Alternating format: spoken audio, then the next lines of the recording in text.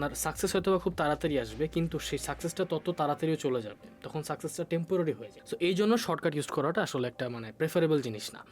আপনি শর্টকাট না ইউজ করে আপনি যেটা করতে পারেন সেটা হচ্ছে আপনার ইফিসিয়েন্সি আপনি বাড়িয়ে দেখতে পারেন। একটু ইফিসিয়েন্সি বাড়ানোর কিছু সিম্পল টেকনিক আছে, সেই টেকনিকগুলো আমি এখন বলবো।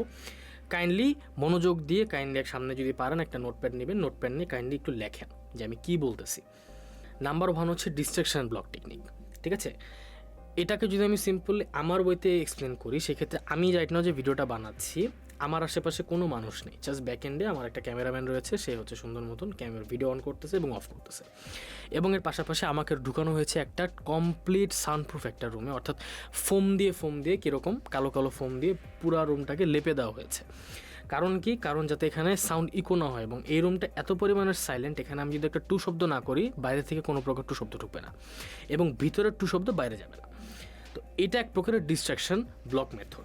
ঠিক আছে, যাতে আশেপাশের সব কিছু আপনার কাছ থেকে যাতে দূরে চলে যায়। এটাকে অনেকটা মিলানো যে হচ্ছে টানেল ভিশন, আরেকটা মেথড রয়েছে সেটার সাথে। টানেল ভিশন মেথডটা যদিও পড়াশোনার ক্ষেত্রে একটু বেশি কাজ করে,